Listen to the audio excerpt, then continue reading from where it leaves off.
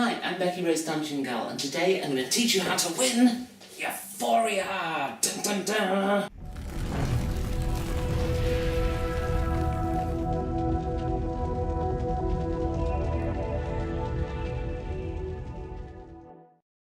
So you played your first game of Euphoria, maybe it's your friend's game, and now you want to know how to win. And the rules aren't actually that complex or involved, but there is quite a lot to this board. It's actually an overwhelming game the first time you play it. Your first few goes, you're like, what the hell is going on? And there's a tendency to just sort of try different things whilst playing. This is going to result in your defeat. Despite the complexity of the board and all these different things that are going on the Euphorian landscape, there are actually 4 entirely separate ways to play. These 4 factions, the Euphorians, the Icarites, the Wastelanders, and the Subterrans. They all are different factions in the game with a different core strategy. So the first thing you need to master as a new player to Euphoria is those 4 core strategies. What are their strengths and how to maximise your play on those core strategies before you start to do more complex and subtle things like playing cross-strategy. And this begins right at the beginning of the game with your choice of characters. You get dealt 4 of these at the start of the game. And what you choose will set you up either for success or failure. Euphoria is also a game that changes considerably with the number of players at the table. Most of the time you're going to be playing with 2, 3 or 4 players. Some groups might occasionally get a 5 or 6 player game going, but that's quite rare. When you're playing with a low number of players, some of these cards become almost worthless. In a 2 to 4 player game, there will be factions on the board that never get their second character card unlocked. See, in Euphoria you choose 2 characters. One of them is unlocked later on in the game, so you're dealt 4 cards, but you have to choose 2, and 1 you will only get if the faction is unlocked. Now, this is a problem in a 2-player game. If you choose a character from a different faction, odds are they'll never get unlocked. You'll never get either their bonus or a star on their card. And the point of Euphoria is to get those 10 stars out of your hand and onto the game board. So with 4 or less players, I really only have one choice here. I've got a Subterran and a Wastelander, but I only have one of each. Here, I've got 2 Icarites, so in this case, I'm going to have to use an Icarite strategy. Either that, or I'm losing a star before I've even begun the game. Because the point of the game is getting rid of stars, this to me is more important than the benefit that the card gives. There are, however, a few cards that are always worth considering, regardless if they're in a set or not. But how do we identify these? Now if we look at this card here, Matthew the Thief, that I was just dealt, this character's ability only happens when I bump another player's worker from a tunnel. It's another player's worker, not my own. And in a 4 or less player game, statistically that's unlikely to happen. Even in a 5-player game, I may not get many opportunities. Cards which take effect when you bump another player's worker are very rarely brought into play. It only really happens a lot in a 5 or more player game. In a 2 or 3 player game, you may never even get that opportunity. It could happen, so sometimes there's merit to them. But most of the time, this card is just a star, but I would still take that over a more useful ability from another faction when I don't even get to unlock this character. So at the start of the game, if you're given the option of 2 cards from the same faction, you're probably better off picking that faction because there's 2 stars to be had here. And as for which benefit to have at the start, well, there's some subtleties here, but straight away, if your card is about bumping workers, it probably wants to be the second card. Now, I said there are 4 factions and therefore 4 core strategies. Now, when you play those factions, you'll have workers for those factions, and sometimes those workers will open up new strategy options that are worth considering. But before we do that, and discuss those different workers that will really open up new options for you, let's have a look at the core strategies to just get a quick understanding of how they work. Now I'm going to start with the Wastelanders because this is one of the simpler strategies. Now with the Wastelanders, you place your workers on the farm to get food, and you place your workers in the tunnel to get ore or cards. And once your faction marker's gone up a little bit, you'll be getting ore and cards. So, if you were to just do this throughout the entire game, raising your food, getting food and getting ore and later on cards, then you've got a very simple progression to make. Firstly, you'll open up these markets, and so these get opened. You might at some point in the game help with opening up this market and this market, and later on in the game you'll be getting a ton of cards. Remember, you can use cards to get onto markets and to place stars in other territories. And in many ways, the cards are better than the clay resource. And at the start of the game, you're probably going to take clay to get those first few markets open and get your stars on them. But then you're going to go on to cards. And one of the advantages of being a Wastelander is every time you collect your workers, you can give food, which rises your morale, and with high morale, you can have a high number of cards. So the Wastelanders are all about the cards. You're going to win the game with the cards, and it's important to know how to do that. Now, you could pay food every time you collect your workers in order to keep your happiness maxed, but actually it's more efficient to allow your happiness to fluctuate between 4 and 5. And in the first few turns of the game, when you're collecting clay, you can leave your happiness on 1. Your happiness represents the number of cards you can hold in your hand. And at the start of the game, you're going for the clay, so you can keep your happiness on 1 for the first few times you collect your workers. Once you move on to the card strategy, it's important you understand that having pairs means you only use 2 cards, and if they're not paired, you have to use 3. It makes sense, therefore, to keep collecting cards and run to your maximum to increase your chance of pairing. Try to use your cards only once they've paired up. You may well be tempted to get a star on a market because every time you roll a 4 you're losing a commodity or something, but it's better to wait until you've paired your card before you do that. The chances of rolling a 4 aren't that high and a commodity is relatively easily replaced. But if you can save your cards until they're paired, you can save turns before you get to the end of the game, before you've used all 10 of your stars. And if you do that enough, if you're always placing pairs, you can save 6 or 7 turns to your route to the end of the game. That's worth doing. On the other side of the board are the Euphorians, and they have a very different playstyle because these guys don't automatically get happiness. Their electricity resource doesn't make their people happy, it purely allows them to unlock the gold. So what's the advantage? It's down here in the worker activation tank. Your electricity resource can be used to unlock additional workers, and every time you do it, you're bringing your intelligence down. In Euphoria, a low intelligence is good. The dumber your people are, the less likely they are to rebel. As a Euphorian player, you're going to end up with 3 workers relatively easily, and 4 if you want them. But of course, if you're running 4 workers, you've got a very high chance of rebelling, even with a low intelligence. So what do we use these extra workers for? The answer is in blocking other factions.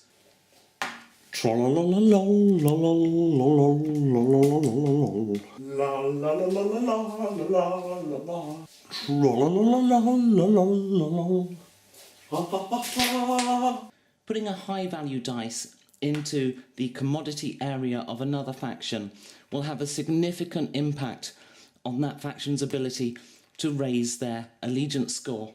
Because with the exception of the Icarites, your primary means of getting faction is on workers' values 1 to 4. Which brings us to the Subterrans, and much like the Euphorians, in Subterra you aren't mining a resource that allows you to keep your happiness up every time you recover your workers. However, you do get access to the worker activation tank, and your worker activation tank gives you happiness. This means at the start of the game, you can get your workers very happy and start getting cards a lot earlier than the other players on the board.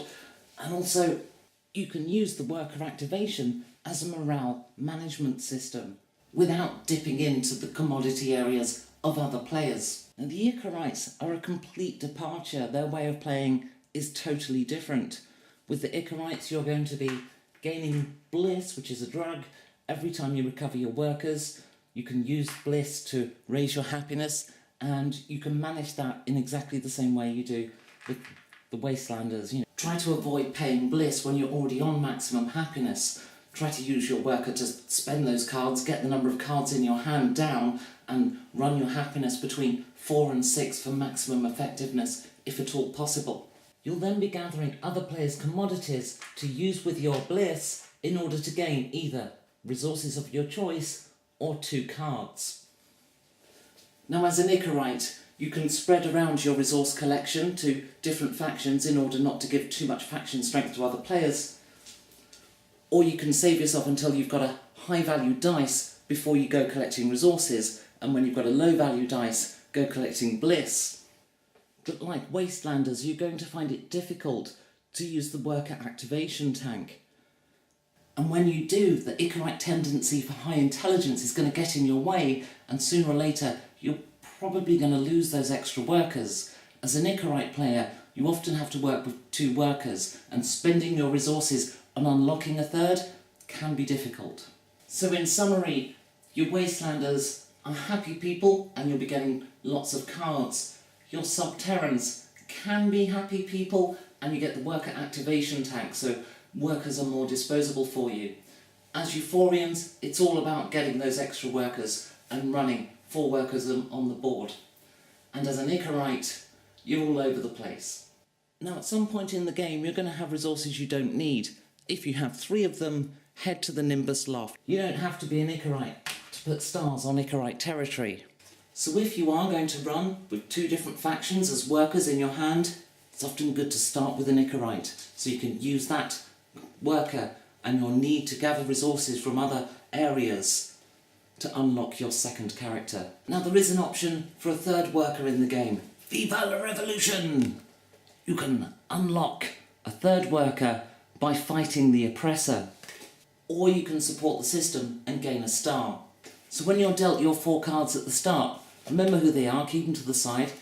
If those factions are going to hit maximum and gain a star, it's worth getting the worker and doing it on the putting that star on the worker rather than just putting the star on this card, because then you get a benefit. You might not use the benefit, or it might be a minor effect, but it's worth doing because it could come into play and it could swing the balance in the late stages of the game. Now, 3 of the factions have tunnels that a miner works his way down and has the effect of overturning faction characters, although this usually happens after your faction's gone through the roof anyway, and ultimately unlocking an extra resource. Now, the most I've ever used a completed tunnel in one game is 2 or 3 times. So the effort involved in unlocking a tunnel is not something you should invest resources into deliberately doing.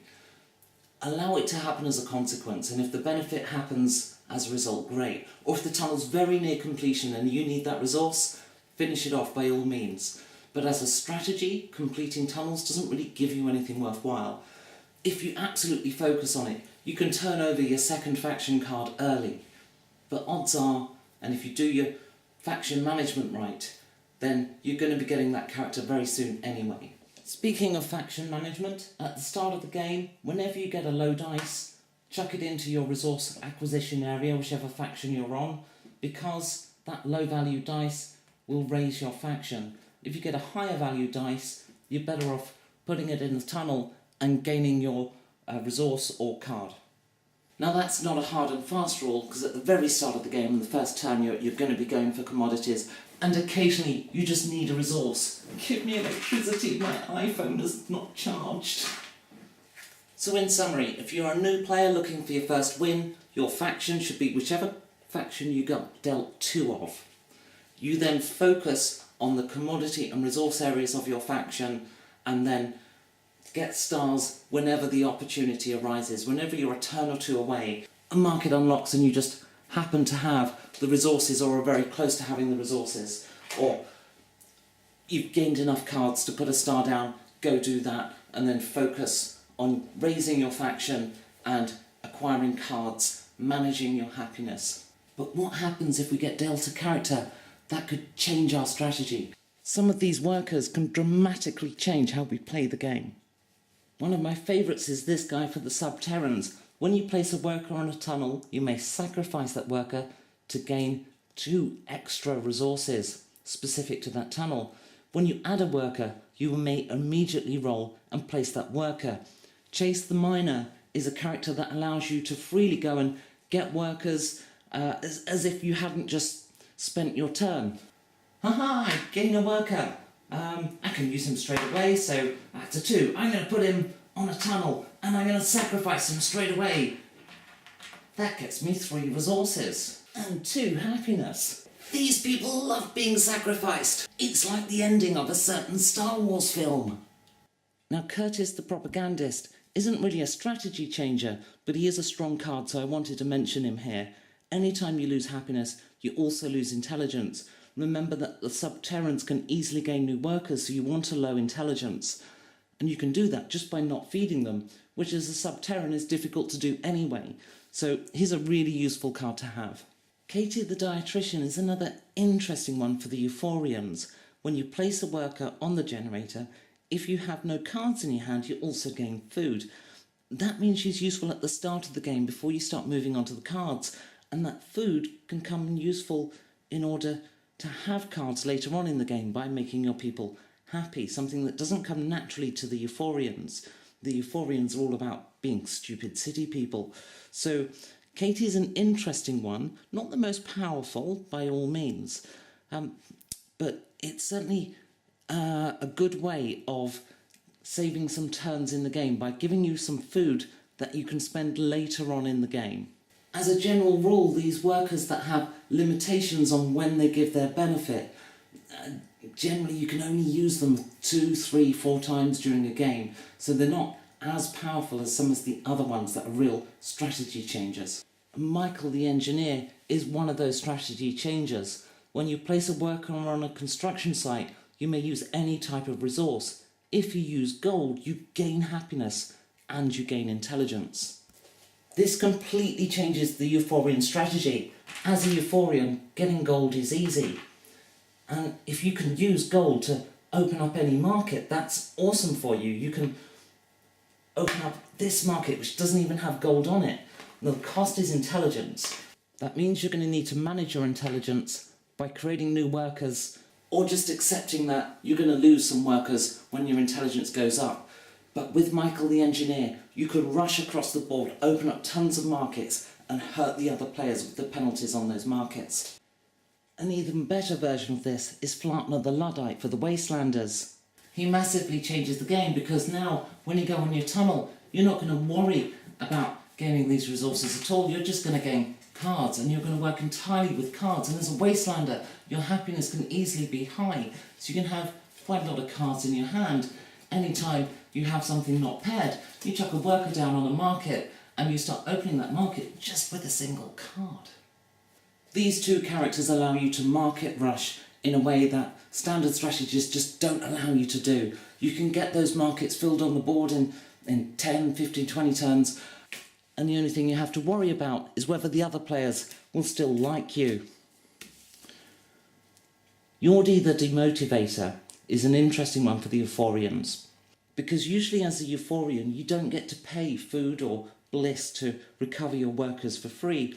With this guy, you can pay electricity and choose the value of one of your workers. Now, as a Euphorian, that means you can easily have 4 workers as a Euphorian, so you don't need to retrieve that often. Or you can do what I do when I get him, and I retrieve quite a lot, making sure I've got doubles so that I can dominate a market before another player can even put a worker down on it.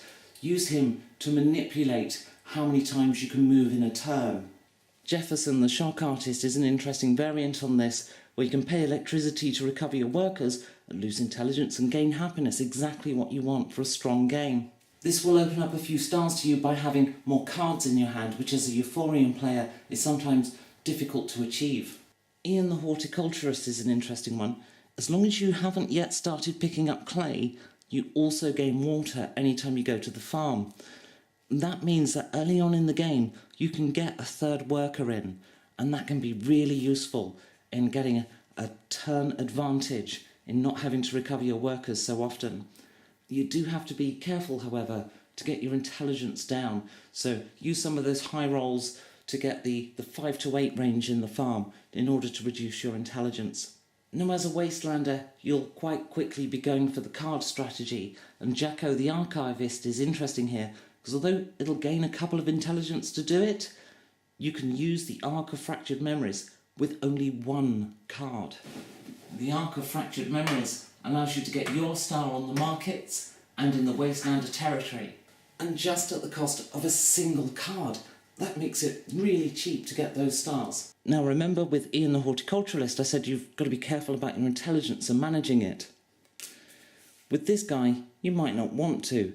Stephen the Scholar allows you to gain a resource of your choice and draw a card anytime you lose a worker. So if you're gaining workers with Ian, you can get a resource and a card for free with Stephen. But you've got to make sure you spend that resource, because otherwise Ian's benefit stops working. Now, two of my favourite strategies in the game involve going cross-faction.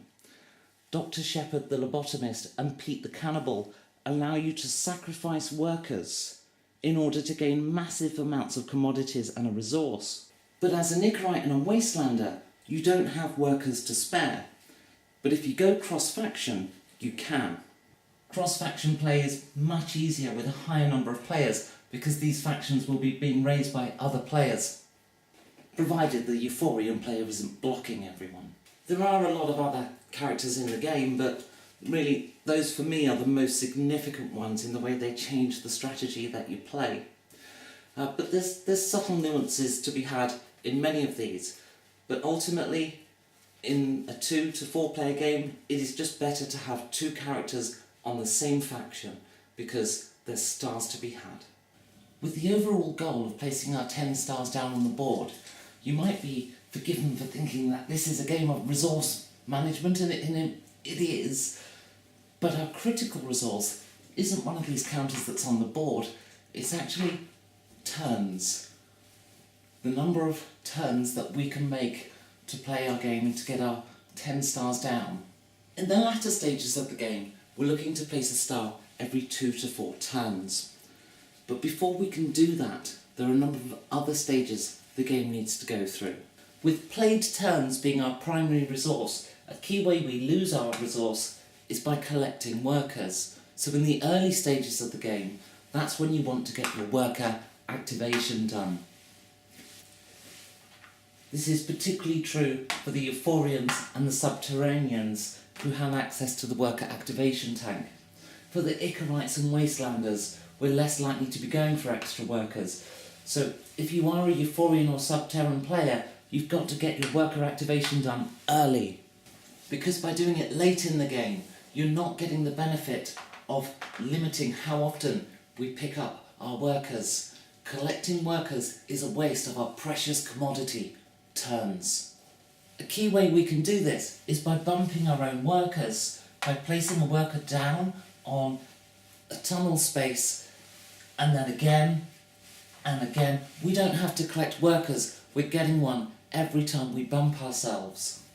It's for this reason that at the start of the game, it's often good to stock up on your primary commodity by getting as many workers in there as possible.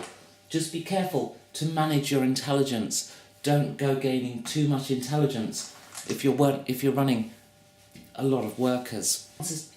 But bear in mind that the chances of your worker revolting is when the sum total of your intelligence and the dice that you haven't placed on the board are 16 or more.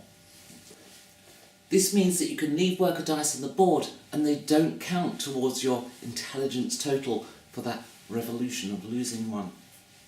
This is especially useful if you can leave them in the commodity areas of your opponents by gaining intelligence with high dice workers and then leaving them there as a blocker for your opponent's gaining faction.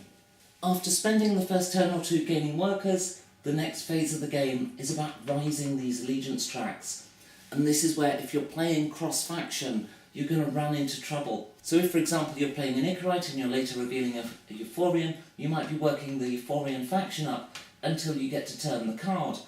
Meanwhile, your Icarite faction is staying down here unless another player is working it up for you.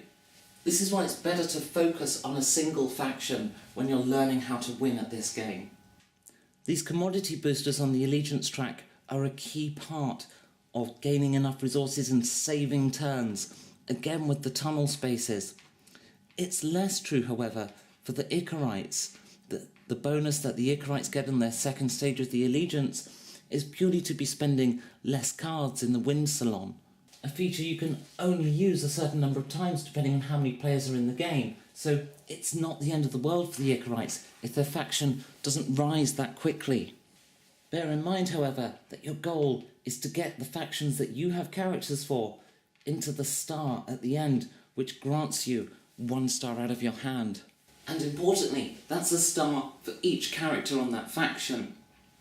Whilst you're working your allegiance up, markets are going to start unlocking around the board as players gain the resources necessary to open them. As a means of getting stars, these markets aren't terribly efficient in turns. We first place our worker to get some commodities, then we place a worker in the tunnel to turn one of those commodities into a resource, then we collect, we do the tunnel again to turn the other commodity into a resource, then we collect, and then sometimes we look for an opportunity for a double before we go down on the market, or we start placing our workers on the markets in order to open them. Now, in a straight turns required to get a star out of your hand, the markets aren't that efficient. However, you can work on them whilst you're working your allegiance track up, and you can just sort of do the markets as a side effect of your play. In the latter stages of the game, you need to be considering what resources are required to place a worker on these markets and to get another star down into the territory. If you've got lots of water, then gaining 1 more on a card is relatively easy. You're looking at this stage of the game at turns per star. The quicker you can get those stars out of your hand and onto the board, the more likely you are to win. So always be looking for the shortest route to place the next star, or route that allows you to place 2 stars in one go. Sometimes in the game you might find yourself needing happiness or to lose intelligence. Don't be shy of using the worker activation tank for their secondary attributes, losing intelligence or gaining happiness. Likewise, if a territory is full of stars, you can still use a market to gain a faction if you really need to. A strategy I've used effectively a few times is in the opening turns to just stock up on my commodity, getting myself 10, 15 or 20 of a commodity so that I don't have to do it again in the later stages of the game. 1 or 2 markets might open, but for the most part, the market detriments aren't that much of a problem. You can always, once you start working on cards, you can just open up those markets to yourself anyway. Of course, occasionally there's a real killer in there, such as an Icarite player who has to contend with not being on this. The Apothecary of Productive Dreams that prevents you from putting workers into Icarus. It's because of this market that sometimes when I'm playing an Icarite player, I'll sometimes just hold on to a pair of cards if I'm not taking part in opening markets, or if a market opening looks likely. I'll make sure I've got the means to get onto that market if it turns out to be the Apothecary. As with all of my How to Win videos, this is a guide meant for people who know the rules but want to get better at the game. There are other ways to win, there always will be. I couldn't do a fully comprehensive strategy video, I'd be stood here talking for 2 weeks. And my watch time might well be epic, but I doubt anyone would ever get to the end. The goal here is to give you help in developing a strong way to play these board games, and I hope to do more How to Win series throughout the year, but they do take a while to produce because I have to play this game lots of times to make sure I've seen enough different strategies, and ideally with different numbers of players. So these aren't videos that can come out every week. As a computer programmer, I'm good at maths and I'm a very good strategic player, but occasionally I come across a game I'm not very good at. I'm looking at you, Besieged. Or games like this one, which belonged to my partner, and of course he had a distinct advantage. I'm starting to develop strategies for it now, although it's not that deep a game, so I probably won't make a video on it. In closing then, I hope to do more how to win videos, but I'll only be doing them on games that I'm good at, that I can consistently do well at. Otherwise, what advice am I passing on? So you'll see a few more of these through the year. As for Euphoria, it remains one of my favourite games. I've lost count of how many times I've played this game now. I don't think it's in triple digits, although I might have an addiction issue. So you'll see this series pop up occasionally, but mostly through the year I'll be continuing to do role-playing videos, and I'll try to do a few more board gaming videos through the year, as, well, it has proven popular with my audience, so thank you for watching them and giving such positive comments on the videos I've done so far. I will be doing role-playing videos still, but I have decided to start phasing out my live plays. Apparently they're not that well liked by my audience. I'm going to finish off with a series of guest GMs playing obscure systems in a series of one-shots. But once that's done, that'll probably be the end of live plays on my channel, at least for now.